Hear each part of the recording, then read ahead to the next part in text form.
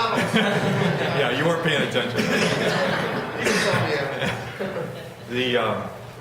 My job is just to give you some of the. Vicki brought up a lot of really good points, and I think if you were paying attention and did all of that, you're going to have a lot of success in your booth. So can we give her a hand real quick? I'm going to try and reinforce some of the things that she talked about, especially with your graphics and height and things like that. But it also can be done kind of on a budget, and we may even talk about some things not to do. The reason I didn't have my booth set up here is because I wanted to show you how fast and easy it can be if you prepare properly, and planning is everything. One of the things that I have here is a table drop.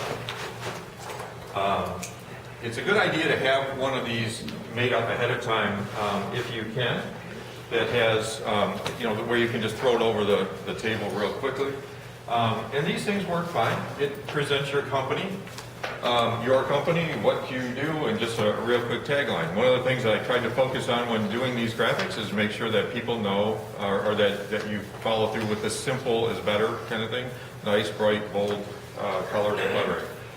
This is really good, except it's got one little problem. If you follow her advice and don't put the table right in the front of your booth and you're standing in front of it, or somebody else comes up to ask you questions, nobody else is now aware of who you are. So although it's an accent piece and it helps designate your space, I wouldn't count on that as your sole purpose for advertising who you are. One of the things that she mentioned is height. A lot of halls do not allow you to put things on the walls, or they just are not set up to hang things from the ceiling. And this is a good example of one right here. They put a lot of money into their woodwork and wallpaper, so having you come up and put nails in the walls or stick things with permanent glue to the walls is probably not going to be real acceptable, as is true here, as I checked with them as I walked in. So, you need your bag of tricks. Again, a little pre-planning. It's a good idea to have a case that you set up the night before, as I did, that puts everything that you need for contingencies. If you haven't been to the hall before and you don't know what their rules are, it's a good idea to have a few things that you may be able to use once you get there. One of the things that may seem kind of odd is a coat hanger. With the coat hanger, you need a pair of pliers that can cut that coat hanger up and make S-hooks out of. A lot of times you can hang things from the ceiling. You just never know what you're going to run into. If they have the pipe and drape and you don't have formal S-hooks, as you'll notice on this banner that I'm going to hang in a minute, it's got grommets in it. Well, the grommets don't do you any good if there's nothing to hang it to, or you can't pin to whatever is up there. That's where something like this comes in real handy. A good pair of scissors/wire cutters is good. $10, Home Depot, this thing cuts anything. Some two-sided tape, and a healthy supply of Velcro, which I have in here somewhere, is also some items that I would recommend having in your bag of tricks. The more of these kind of things that you have available, the less surprises and running around. I intended to put some fishing line in here, but my trap door in my garage is covered with a vehicle right now, so I didn't grab any of that. The fishing line is another good tool to have. When you have banners and things that you're going to hang, a couple of things are important. You want them as high as possible. The other thing that's important is that you know where your Velcro is going to fall. I preset these pieces of tape on here at the width that the Velcro is going to be. I can't put Velcro on the wall because it's got a permanent adhesive on it. So, but I can put a piece of tape on the wall first and then stick the Velcro to that, so that when I take it off, the removable tape will not leave anything on the wall and will not piss off the people that run the hall. Well, it's nice if you have somebody to help you with this, but I got help coming. Especially somebody tall. get that straight. Now, you've identified your company. You've put something bright, colorful, easy to read. You can see it from any place in the hall. Best of all, it's above your height, so that you're never blocking it if somebody comes up and stands at the table.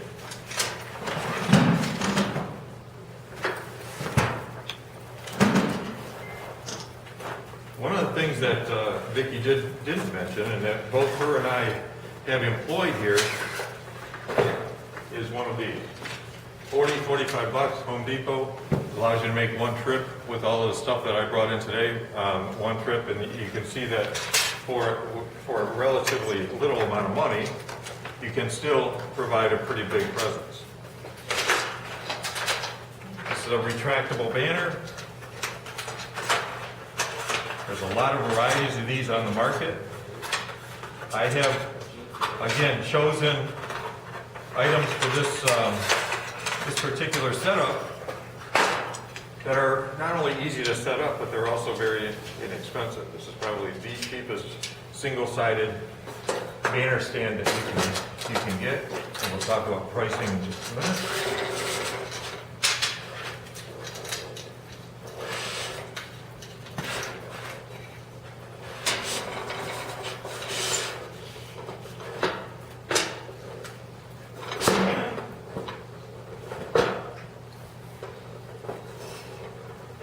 Now, this piece is intended for selling the things and getting people who are into your booth already, and again, this is what I promote using it for, is doing things that, a lot of the things that your company does. You've already engaged somebody in a conversation, and now you're going to get a little bit deeper. That's what I would use this for. A lot of people will say, wow, I have all this space to put stuff on. Going back to Vicki's point about keep it simple. Visuals and short comments, bullet points are really effective for this piece. If you try and put paragraphs, and I've had it done, sometimes you just can't help people from themselves, where they will literally think, well, I can take my whole brochure with everything I do and put it all in this big space. Well, it's not big when you're reading it from the distance that it's intended for.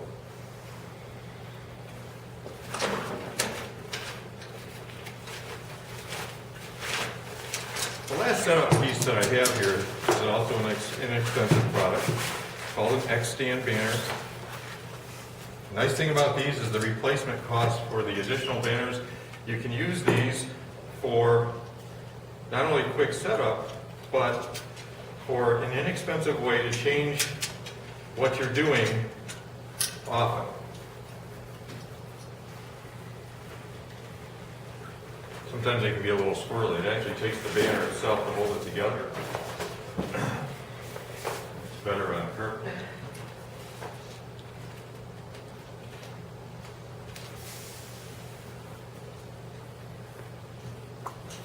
What I like to do with this, and the reason that, and this is really where it gets to, this is what your show is about. When she talked about what are you going to do at the show, shorten your message down, this is an exact product just for doing that. 29 bucks, you can get a brand new banner made and do this at every show and have something different for every show. But just talk about the things that you're going to put on special for your particular group or for your particular show, and make sure they know what it is. I actually would have preferred this show special maybe to be splashed across the top, but it was kind of messing with our theme. The last thing that I wanted to point out is that even if you do want to make things reusable, there is ways for you to change your message to fit a particular show. If I wanted to keep this banner but use it for multiple shows and I just wasn't sure what I wanted to do, or if I wanted to change pricing or maybe offer something different, I gotta make sure I know which one is which here. You can do something like this. Have some preset prices, stick them on using your two-sided tape that came out of your goodie bag. Which one was the... Anyway, you get the general idea. I will post the rest of these later. The last piece that I wanted to mention, well, actually it's not the last piece. Now it's time to set up your table. You put the additional things on here that you're going to talk about or you're going to give away. I think that's a very valid point, that you're going to put things on here or put things out that people can take with them. Always have 500 or so business cards, pens with logo and name on it, or and phone number on it, as she says, very important.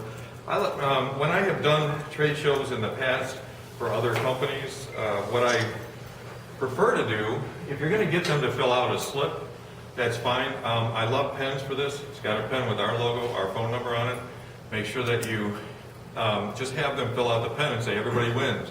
And when they fill it out, put it in the box, you hand them the pen. That's what they won. Before you even have the rest of your drawing. And so you have everybody walking around with your phone number in their pocket. Rather than just having them pick one up just because it's there. Make them earn it. The last piece of the puzzle, I suppose, as she said, is flyers. Make sure that you have something they can take with you, as all of you are welcome to take one of these today, which explains not only the things that I brought here today, but some of the other products that we can do. You can buy expensive trade show booths. You can buy big ones that you can set up big walls. I'm sure you've seen them.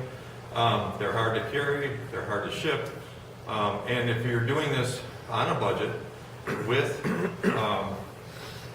very little staff, it's really, really important that you have the ability to do something that's not only inexpensive, but embodies a lot of the things that Vicki talked about. And as you can see, this makes a pretty nice visual presence when you put it all together. The best part of all of it is you can get this all for one low price today, since it's our show special, for $357. So, if you're interested, see me later. Thanks, that's my presentation.